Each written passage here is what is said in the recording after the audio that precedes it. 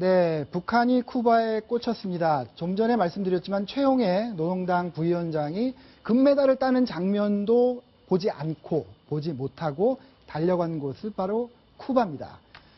물론 사전에 예정이 된 그런 일정 때문이겠지만요. 최근 북한의 그 행보를 보면 정말 쿠바에 올인을 하는 그런 분위기입니다. 그래서 저 일요탑텐에서 북한이 왜 이렇게 쿠바에 꽂혔을까? 세 가지 원인을 한번 분석을 해봤습니다. 먼저 세 가지 궁금하시죠? 먼저 첫 번째 이유 한번 보겠습니다. 네, 사회주의 혈맹 지키기. 이효정 기자. 네. 이번에 그 쿠바로 최용해가 간 예정된 일정은 어떤 거였습니까? 네, 최용해는 12일에 쿠바의 수도 아바나에 도착했습니다. 네. 그 다음 날이 피델 카스트로의 90번째 생일이었기 때문인데요. 네. 이 얘기는 바로 쿠바와의 관계를 좀 더 돈독히 하기 위한 네. 그런 행보로 보입니다. 네. 쿠바는 사회주의적인 북한의 혈맹으로 알려져 있고요. 네. 가서 최룡해는 메사 국가 평유의 부의장을 만나서 환담을 나눴습니다. 네.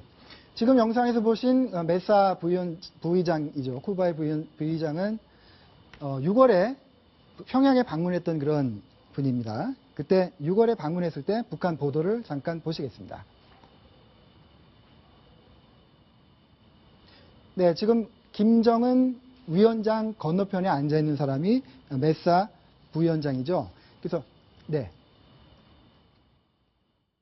경의하는 김정은 동지께서는 쿠바 공산당 중앙위원회 제1비서 특사 일행과 따뜻한 담화를 나누셨습니다. 네, 쿠바의 2인자가 6월에 평양에 가고 또 8월에는 북한의 2인자가 잇따라서 2번씩이나 아바나에 들렀습니다. 황익도 기자. 네. 단순히 피델 카스트로의 생일 그리고 리우로 가는 길목이었다고 보기에는 뭔가 쿠바 북한에 가는 게 굉장히 긴밀한 거죠. 앞에서 6월에 메사 부의장이 평양을 방문했다는 말씀을 주셨는데 6월이라는 포인트를 좀 주목해 주실 필요가 있습니다. 네. 아시다시피 6월에 윤병세 우리 외교부 장관이 쿠바를 방문을 해서 국교를 수교한 문제에 대해서 대화를 나누고 회담을 하고 돌아왔죠. 그러니까 아시다시피 쿠바는 카스트로가 집권한 이후로 반세기 가까이 미국과 극단적인 대립 관계에 놓여 있다가 오바마 행정부가 과감하게 국교를 수립하고 관계를 개선하는 조치들을 취하면서 네. 지금 이제 여러 가지 조치들을 취해 나가고 있는 상황입니다. 그러다 보니까 한국과의 관계 개선이나 관계 정상화 문제도 지금 논의 테이블에 올라와 있는 상태이고 이 다급함을 느낄 수밖에 없는 북한은 최근 들어서 여러 가지 조치들을 취해서 쿠바를 여전히 자신들 편에 남겨두기 위해서 애를 쓰고 있는 것이라고 보시면 될 것 같은데요. 네. 같은 예로 아프리카에 대해서도 아프리카 전 세계 국가에 대해서도 마찬가지 움직임들이 있다라고 생각해 주시면 될 것 같습니다. 네, 사회주의의 몇 안 남은 혈맹인 쿠바를 지켜야 되겠죠. 그럼 두 번째 이유는 뭘까요? 한번 보겠습니다. 네, 그런 정치적인 이유도 물론 있지만요. 굉장히 실질적인 경제적, 군사적 이유가 있다고 합니다. 이우정 기자, 그런데 쿠바나 북한 다 못 살잖아요. 그래서 아마 둘 간의 경제 관계는 그렇게 크지 않을 겁니다. 그렇죠? 네, 맞습니다. 쿠바와 북한의 경제 교류는 그렇게 크지 않습니다. 사실 우리나라보다도 10분의 1 수준으로밖에 무역을 하지 않습니다. 네. 우리나라가 쿠바와 무역하는 국가 순위를 살펴보면요. 우리나라가 21위 정도 됩니다. 네. 그런데 북한은 무려 54위입니다. 네. 교역량도 우리나라의 10분의 1 정도 수준이고요. 네, 지금 매우 그래프가 나오고 적습니다. 있습니다만. 네. 실제로 다른 나라들과 훨씬 더 많은 교류를 하고 있습니다. 네. 우리나라는 사실 쿠바와 수교 국가가 아니거든요. 그럼에도 불구하고 21위 정도로 무역을 하고 있는데 북한은 수교 국가인데도 불구하고 54위에 그치고 있습니다. 그럼에도 불구하고 북한이 쿠바와 계속 잘 지내려는 이유는 군사적인 목적이 강한 것 같아요. 황익도 의원, 그렇죠? 예, 2013년에 청천강호 사건이라는 것이 있었음을 기억하시면 될 것 같습니다. 청천강호 사건이라는 것은 쿠바에서 북한으로 향해 가던 화물선 청천강호 북한선박입니다. 그러니까 파하나 당국에 의해서 정선이 돼서 수색을 해봤더니 이렇게 지금 화면에 나가고 있는 여러 가지 그렇죠. 쿠바의 무기들이 실려서 북한을 향하고 있었다는 사실이 네. 확인이 된 거였습니다. 그러니까 핵심은 이렇습니다. 소련이 망하고 나서 러시아로 바뀌고 나자 구소련에서 군사 무기와 관련 시스템들을 제공을 받았던 두 나라가 서로 지금 그 시스템들을 업그레이드 할 수가 없는 상황이 되어버렸죠. 러시아와 관련된 무기체계 부품들을 공급하는 것을 거절했기 때문에. 그러다 보니까 자기들끼리라도 돌려막기라도 해서 돌려쓰고자 이렇게 지금 끊임없이 군사적인 교류들을 관계를 유지해 나가고 있습니다만 어찌됐건 유엔 안보리 제재 결의 위반입니다. 그렇겠죠. 예. 그래서 아마 군사적인 교류는 계속 이어질 거고 미국에 굉장히 신경을 쓰면서 보고 있습니다. 그럼 마지막으로 세 번째 이유를 한번 보겠습니다. 네, 이거는 사실 저희 희망이기도 한데요. 북한이 쿠바의 앞선 개혁 개방의 경험을 전수받기 위해서 쿠바하고 자꾸 관계를 가지려고 하는 것이 아니냐, 이런 희망 섞인 전망을 해볼 수 있을 것 같아요. 그렇죠? 이휘종 기자 어떻게 보십니까? 네, 쿠바가 북한보다는 약간 개방 개혁에서는 선두주자입니다. 10년 정도 앞서 있고요. 그렇기 때문에 북한도 많은 것을 배울 수 있을 것으로 보입니다. 1990년대에요. 소련이 붕괴된 다음에 소련의 원조를 받던 북한과 쿠바의 지도부는 네. 결정을 해야 했습니다. 네. 그런데 그 두 지도부는 다른 생각을 했는데요. 피델 카스트로 국가평의 의장은 개혁과 개방을 선택했습니다. 그래서 외국인 산업을 육성을 했고요. 분권화, 시장화 개혁을 했습니다. 하지만 김정일 국방위원장은 선택을 좀 달리 했습니다. 네. 그는 미국과 한국, 일본과의 관계를 어떻게 개선하고 또 북핵 위기, 핵 위기를 통해서 다른 방향으로 경제적인 이득을 취하고자 했습니다. 그 결과 시장을 개방하지 않았고요. 10년 뒤에서야 북한은 개방 조치를 조금씩 열기 시작했습니다. 네. 그래서 상당히 쿠바에 비해서 북한은 이제 경제 개혁 개방이 뒤떨어졌는데요. 지금 계속 사진을 보여드리고 있습니다만 쿠바는 북한보다 적어도 10년은 앞선 경험을 가지고 있다고 볼 수 있습니다.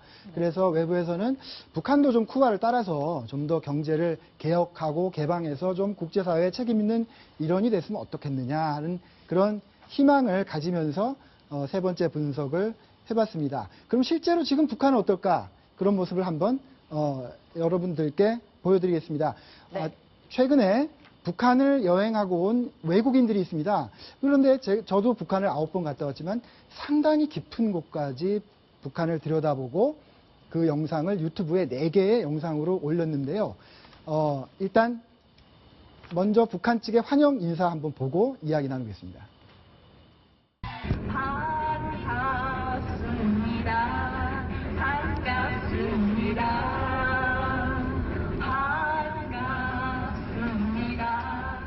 네, 지금 저 노래는 이제 북한에 우리가 가면은 늘 북한 안내원들이 해주는 그런 노래입니다. 반갑습니다. 이 외국인들의 일정이 아마 4일이었던 것 같습니다. 첫 번째를 보시면 종업원들이 이제 식사를 접대하기도 하지만 여흥도 베풀죠. 근데 이렇게 외국인에게도 서슴없이 다가가서 저렇게 끌어내서 춤을 춥니다. 그러더니 이게 첫날 아마 환영 만찬이었던 것 같아요. 그 다음날 만찬에서는 또 이렇게 강강수월래 비슷한 걸 하면서 외국인과 북한 여종업원들이 같이 이렇게 어우러지는, 그래서 북한으로 관광을 오라 이런 뜻이죠. 네, 그래서 그 다음 날인 말입니다. 이 외국인들이 물놀이장에 갑니다. 최근에 김정은 정권이 여러 가지 유흥시설을 평양에 만들면서 물놀이장도 그 대표적인 장소인데요. 이렇게 가까이 들어가서 영상을 찍은 게 아마 있었던가 싶습니다. 그래서 여러분께 소개해드리는데, 이거 파도풀장이죠, 그렇죠? 여기서 지금 보드를 타는데 언뜻 보면 한국에 있는 여러 가지 물놀이장보다 뭐 그렇게 빠지지 않는 것 같아요. 지금은 외국인들과 북한 주민들이 같이 어우러져서 대화를 나누고 있는 장면입니다. 그 다음에 여기는 북한의 인민대학습당이라고요. 우리로 치면은 그러니까 가장 큰 도서관입니다. 국립중앙도서관 정도 되겠는데요. 그 도서관에서 열심히 영어를 가르치고요. 지금 화면에는 없지만은 외국인들이 책을 대출했는데 그 책 이름이 바로 해리포터였습니다. 해리포터. 영국의 판타지 소설이죠. 네. 그렇게 영어 공부를 열심히 하고 있다, 이런 신호를 이제 보내고 있는 겁니다. 그 다음에는 이제 푸에블로호입니다. 여러분 잘 기억나죠? 1968년에 미국의 정찰선 배가 북한에 납포됩니다. 그 당시 교전했을 때 난 총구 상처도 보여주고요. 그 당시에 납포했던 미군의 영상도 보여줍니다. 이렇게 안보 자원도 관광 자원으로 활용을 하겠다는 것이죠. 그리고 마지막 영상은 뭔가 친근하시죠? 수학 수재들을 키우는 학교에도 데려갑니다. 그래서 저 펜나라 보시면 그동안 해외에 나가서 상을 받아온 수학 영재들 얼굴이 있습니다. 그런데 최근에 아마도 저 학교 출신의 수학 영재가 홍콩으로 가서 탈출하죠. 왜? 금메달을 못 받았기 때문에. 은메달 받고 평양에 가면 혼날 것 같아서 탈출했다는 것이죠. 네, 아마 그런 것을 의식한 것입니다. 수학영재를 배출했다는 그런 학교를 저렇게 자세하게 보여주는 그런 영상입니다. 이 영상이 제가 볼 때는 상당히 북한 당국이 협조를 해서 북한 당국이 의도하는 어떤 목적을 가지고 만들어진 것 같습니다. 왜냐하면 그렇지 않고서는 저렇게 자세하게 찍을 수가 없는 것이죠. 외국인들이. 그렇죠? 최근 들어서 그 이전에 김정일 시대의 북한의 선전물들이 주로 외국 국가나 혹은 정당이나 이렇게 조금 공식적인 조직들과의 교류들을 적극적으로 활용을 했다면 최근 들어서 외국인 관광객이나 이렇게 개인들을 활용을 하는 방식들이 자주 눈에 띕니다. 그래서 유튜브라든지 혹은 페이스북 같은 그런 그 SNS 매체들을 중심으로 중점적으로 활용을 해서 홍보를 하고 있는 거죠. 공식적으로는 그 국가대 관계, 정당 간의 관계 이런 것들이 예전에 비해서 활성화되기가 어려운 상황이다 보니까 네. 아무래도 개인들 차원으로 이렇게 방향을 돌려서 홍보 역량을 강화해 나가고 있다는 판단이 듭니다. 이유종 기자. 네. 저 영상을 보니까 어떻습니까? 북한에 한번 관광을 가고 싶습니까? 네, 북한이 우리가 좀 잘 안 알려진 곳이잖아요. 네. 한국 사람들이 갈 수 없는 곳이기 때문에 좀 두려운 마음이 없지 않아 있습니다만 저런 활발한 모습들이 있다면 좀 한 번쯤 가보고 싶다 이런 생각이 들 때도 있습니다. 김태현 변호사는 어떠세요? 저는 뭐 아직까지 가보고 싶은 생각이 없습니다. 네. 북한이 뭐 우리 우리의 영토긴 하지만 저는 조금 더 남북 화해의 기류가 아주 퍼진 다음에 좀 안전할 때 방문을 하고 싶습니다. 맞습니다. 네. 이수희 변호사는 어떠세요? 저는 좀 연출된 그 장소인 느낌이 나서 뭐 저런 여행이라면 굳이 돈 쓰면서 가고 싶진 않습니다. 네. 참고로 말씀드리면요. 북한 여행 굉장히 비쌉니다. 쉽게 말씀드리면 서울에서 뉴욕 여행 가는 정도의 비용이 든다는 점을 명심하셔야 될 것 같습니다. 네. 그리고 이어지는 소식은요. 북한이 최근 평양 한복판에서 사상 첫 맥주 축제를 열고 있다고 하는데요. 아무래도 국제사회 제재가 심해지다 보니까 외화벌이 애를 쓰고 있는 것 같습니다. 김정한 기자의 리포트 보시겠습니다. 파란 스커트 유니폼 차림의 종업원들이 양손 한가득 맥주를 들고 분주히 움직입니다. 삶은 콩과 독일빵 브레첼 등을 안주로 강변의 여름밤을 즐기는 시민들. 독일의 유명 맥주 축제 옥토버 페스트를 연상케 하지만 평양 한복판에서 열리고 있는 대동강 맥주 축제입니다. 맛있습니다. 이거 최고입니다. 북한 매체들은 대동강 맥주 축제가 바로 인민의 낙원을 보여주는 모습이라며 대대적인 선전을 이어가고 있습니다. 한 달여 전부터는 외국인 관광객 모집에도 적극 나섰습니다. 인기가 대단한 청량음료 대동강 맥주. 하지만 축제장을 가득 메운 사람들은 평양 시민들이 대부분이었습니다. 북한 당국은 국제사회의 제재로 고립이 심화되자 사상 첫 맥주 축제까지 열어 외화 확보와 내부 결속에 나선 것으로 보입니다.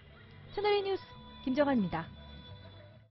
네, 북한이 저 홍보 영상을 공개하면서 여러 매체들에서 보도를 하고 있는데요. 짚지 못하고 있는 점이 하나 있습니다. 이유종 기자. 예. 저 대동강 맥주가 맛있는 이유가 뭡니까?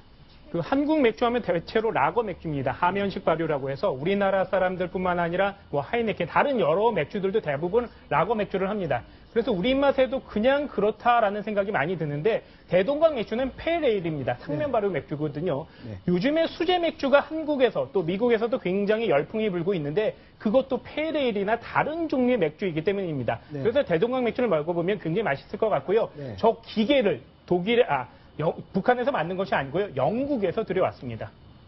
그렇습니다. 핵심 그겁니다. 북한이 만든 맥주가 아니고 영국에서 들여온 기계로 만든 맥주죠. 그러니까 대동강 맥주는 영국 맥주입니다. 사실은. 그 점 알려드리고 다음 정치 소식으로 넘어가 보겠습니다.